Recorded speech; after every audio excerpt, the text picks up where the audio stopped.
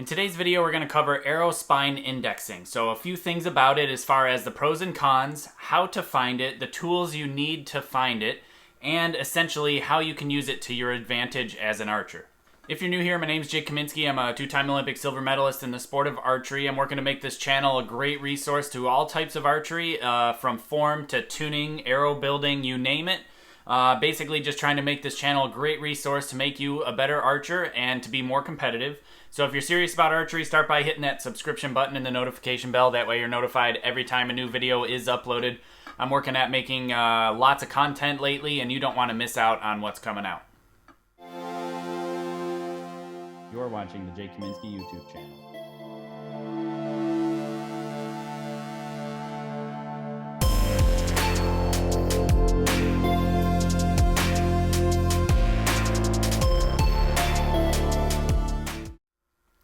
So before we get too far into arrow spine indexing and how to find it, I want to remind you that I do have a book that is called Tuning for Performance. It is currently on pre-sale. We're looking to ship on May 1st. It's $24.99 retail, shipping internationally. Every copy that is ordered during pre-sales will be signed, including international shipping. It will go worldwide. Basically, all of this information, including arrow spine indexing, arrow building, component installation, aligning your limbs, setting your stabilizers up, lots of different stuff is in the book and will be covered. So with that over, let's get into figuring out how you can use arrow spine indexing to your advantage. If you are interested in grabbing a pre-sale copy of Tuning for Performance, it'll be available in a link in the description below. Plus, I'll put a card up at the top here to my website. It's just jakekaminsky.com. It will be available at distributors in your area, plus on Amazon once pre-sales are over. Okay, so what is arrow spine indexing? So obviously, each arrow has a different spine, which is how stiff it is, how much resistance it has to bending. This particular arrow is an Easton Fat Boy, and it is a 500 spine. So what does that mean? 500 spine means if you have two supports 28 inches apart. Now this is standard for standard archery arrows, not the wooden arrows. Wooden arrows are measured at a different length with different weights, but a standard, like this is a carbon arrow, 28 inches apart. I believe this is a 2-pound brass weight that hangs in the center, and then you measure how much deflection in thousandths of an inch. So 500 is 500 thousandths of an inch, which is a half an inch of deflection with that 2-pound weight hung in the middle. Now, arrow spine indexing is measuring the spine of the arrow around the arrow, in a circumference around the arrow, and then marking the stiffest spot on the arrow. That is called arrow spine indexing. There are a couple arrow companies out there like Victory that does a spine indexing for you, and actually is, I believe they advertise it as spine aligned or something like that. So they'll essentially take their logo on their arrow wrap or their decal or whatever they put on the arrow, and that will be aligned to the stiffest side of the arrow. Not every manufacturer does that, and potentially that's not necessarily the best idea in the world, and I'm going to explain to you why in this video. Okay, so before we get into figuring out how to find your arrow spine and align it, I want to show you this piece of equipment. This one is a RAM spine checker. It's a few $100s, but for my level of archery that I really required and how much care I put into building my arrows, this is really an indispensable tool. It is worth its weight in gold. I will put a link in the description below where you can find your own spine checker. It won't be this one. It'll be a different one that I actually kind of like a little bit better because instead of this weight here swinging and changing the stiffness, as you can see, it uses a spring-loaded actuator with 2 ball bearings that are similar to the ball bearings that are on the ends here. So it's a lot smoother action, I would imagine. It's a little cheaper. They have a regular one and a digital one.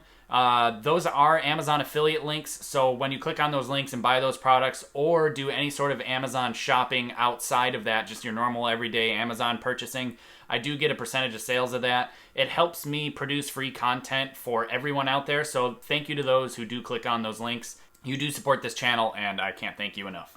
So essentially what you do is you hang your weight in the center here, you measure your stiffness, and then you spin the arrow around in a circle, and you essentially find the stiffest spot of your arrow.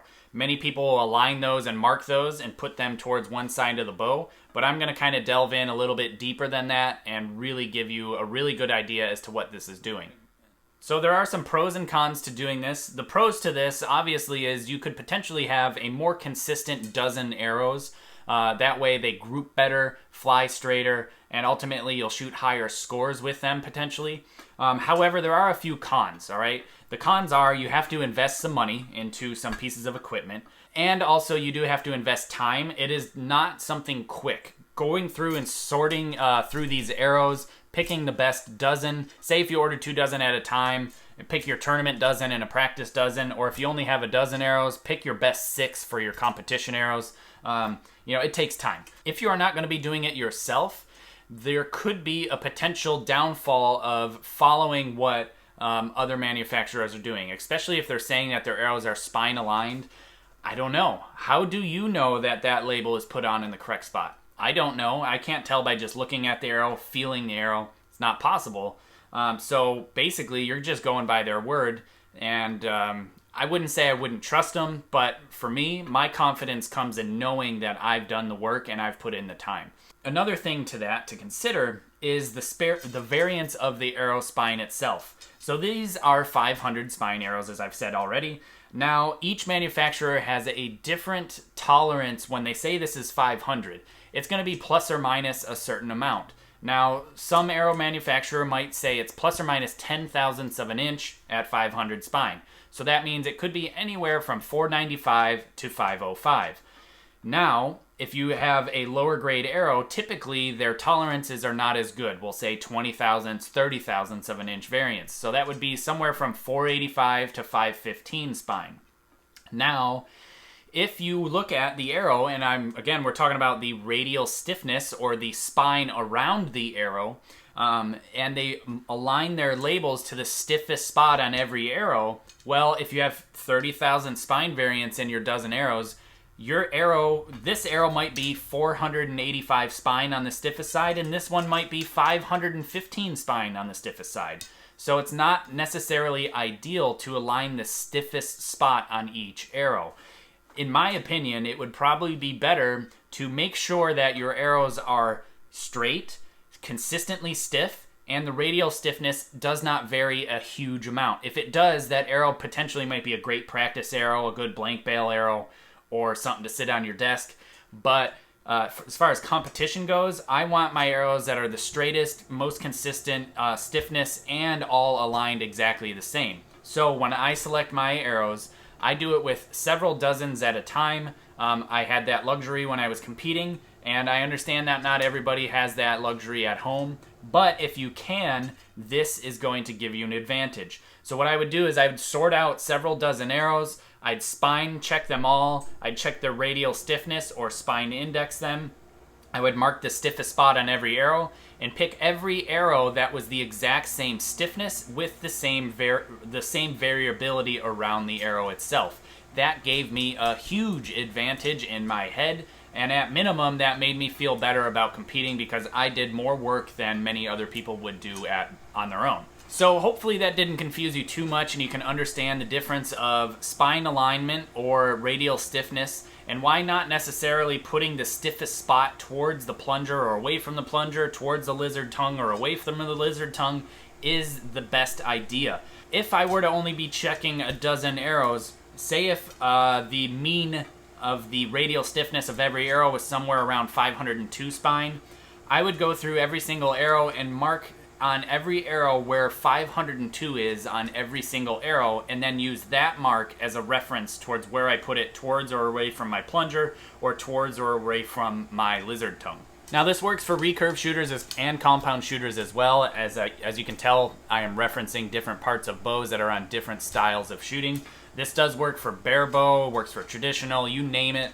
It works for every type of archery, so if you're really serious about archery and you want to gain more of a competitive advantage, this can actually make a difference. Okay, so essentially I've already covered what it is and everything, but this is going to give you a really good example as far as how much of a spine variance can be in one arrow itself. Now I'm going to do a close-up for you guys to see as I'm spinning this, but essentially you really need to make sure you are careful and not pushing anywhere outside of the rollers. If I push on the arrow where the rollers are, the spine doesn't really change a whole lot. But if I push anywhere outside of that, you can see that the spine is changing a whole lot on the actual scale here. So you got to be really careful, and it's not an exact science because we're doing this with our hands. This isn't a machine doing it. So it's a bit difficult and a bit cumbersome, and that's why I said one of the cons was it takes some time. So essentially, as I'm spinning this arrow around, you should be able to get a good idea of how the spine changes as I'm spinning this arrow. Now, again, like I said, it's difficult because I'm doing this with my fingers, and I have to do several rotations to really get a good idea as to where the stiffest and the weakest spot is on this arrow. So as I'm spinning this arrow, I'm seeing about 8 to 10 thousandths of an inch change radially around the arrow. Now that doesn't necessarily mean this is a bad arrow by any means. It just may mean that this is a practice arrow. Or if it's consistent from arrow to arrow, then that's just to be expected with this type of arrow. This is a bit of an older arrow that Easton had several years ago. I'm not even sure that they sell these anymore. But technology has gotten so much better where this type of spine variance isn't exactly norm for the industry. But it is definitely, as you can tell, it is something to pay attention to and something that can gain you some points if you spend the time to do it yourself. So again, like I said, it's very difficult to spin this by hand without really messing things up. If I pan over so you can see my hand actually spinning the thing, it's pretty tough to be really consistent and smooth with it as I'm going around the arrow, because every little bump makes it change a whole lot. So you got to really do your best to be as smooth as possible.